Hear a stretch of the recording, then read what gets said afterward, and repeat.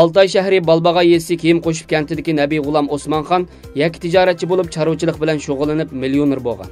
40 yoshdan amdil oshgan Nabiy G'ulomning yezida xeli inovati bo'lib, buni nazarga olgan Xitoy yerlik hukumat xodimlari Nabiy G'ulomni alohida taklif qilib, shu yezida 8 million qimmatidagi chorvalarni boqadigan lapas soldirish maqsadida Nabiy G'ulom bilan to'xtamlashgan. Dastlabki qadamdagi qurilish bitganda Xitoy hukumatı darhol qurilishni to'xtatib, "Sen bu qurilishni qilolmading, sana bankidan 3 million qarz olib bergan, shuni to'laysan, bo'lmasa turmada yotsan" deb muddatsiz qamoq jazosi bergan. Amaliyotda Nabiy G'ulom bu qurilishni nihoyat yaxshi qilgan. U ilgari chorvachilik bilan millioner bo'lgan. Xitoy kommunistlarining asli g'arizi uning qo'lidagi dasmoyini tortib olish ham uni yo'q qilish. Chunki bu bir necha yil jarayonida G'uljidagi minglagan o'tir qatlamdagi baylarni mushu qiltaq bilan yo'q qilgan.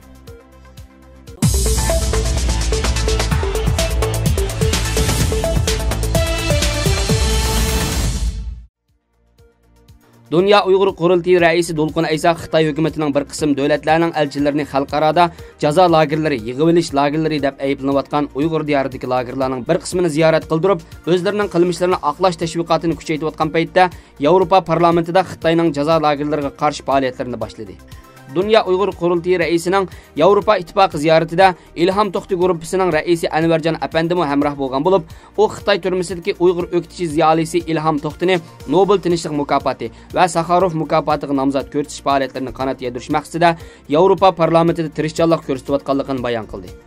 Germaniya ovozining 8 yanvardagi xabarda ko'rsatilishicha, Xitoy hukumatı bu qatim Birlashgan Davlatlar Tashkilotining xodimlarini yoki jazo lagerlarini ziyorat qilishni talab qilgan G'arb demokratik davlatlarining elchilarini emas, balki Rossiya, Qozog'iston, Qirg'iziston, O'zbekiston, Tojikiston, Afg'oniston, Hindiston, Pokiston, Malayziya, Indoneziya, Tailand va Kuvaytdan iborat 12 davlatning elchilarini atalmış qayta tarbiyalash markazini ziyorat qildigan. Dünya Uyghur Qurultiyi raisi Dolqun Aysa apandining bildirishicha, u Yevropa parlamentidagi bir haftalik ziyoratlari jarayonida bir qism parlament a'zolari va Uyg'ur do'stlik guruhi xodimlari bilan Xitoyning jazo lagerlariga qarshi 2019-yillik faoliyat planlarini muzokara qildi ekan.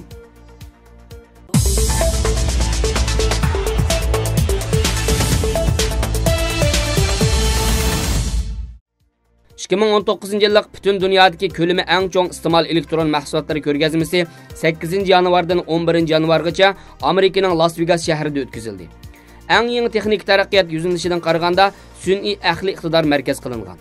Ko'rgazmani uyushtirgan Amerika iste'mol texnik jamiyatining muavin lideri Stowikonning tunishtirishicha, yarmankining o'zgacha afzalligi shuki, ko'rgazma va sun'iy aqli iqtidorga munosabatlik butkul ekologiya sistemasi bo'lib, Amerikaning Intel, Ying'uida qatorliq yadroliq texnikani egallagan o'zak va mikro bartaraf qilg'uchi orqali mahsulot ishlab chiqargan dunyoning har qaysi joylaridagi cho'ng-kichik korxonachilar jam bo'lib, birlikda kelgusi iste'mol elektron iqlim ustida o'rtaq izlanishidir. Ko'p yillardan beri Xitoy bu ko'rgazma faoliyatiga aktiv qatnashib kelgan bo'lib, bu qitim yarmankiga qatnashgan 4500 dan ortiq korxonachilarning 4dan 1 qismini Xitoy korxonachiligi egallagan. Yarmankida egallagan umumiy ko'lami Amerikadan qasila Xitoy ekan.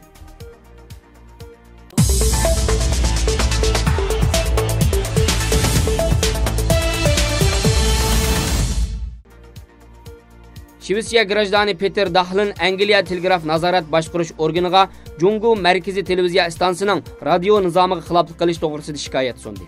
Hamda Angliyadagi quyish huquqini bekor qilishni talab qildi. Peter Dahlin 7 yanvar Angliya telegraf nazorat boshqarish organiga sungan shikoyatnomasida 2016-yil u hech qanday rasmiyat yo'q ahvolda qo'lga ilinib, so'roq qilinmayla uzun muddat qamalgandan keyin majburiy markaziy televiziyasida gunohini e'tirof qildirilgan ekan. Hamda uning ruxsatsiz singa ilingan suratlarni televizorda tarqatgan. Jungo markaziy televiziya stansiyasi Angliya radio nizomining munosabatlik shaxsiy maxfiyatga tajovuz qilish va adil nizom qonun tuzumiga xiloflik qildi deyilgan.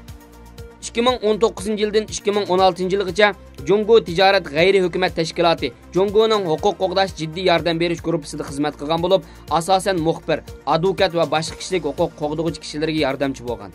2016-yil yanvar tutilib, ma'lum vaqtdan keyin televizorda majburiy gunohi e'tirof qildirilib, chegirdan qo'g'lab chiqarilgan.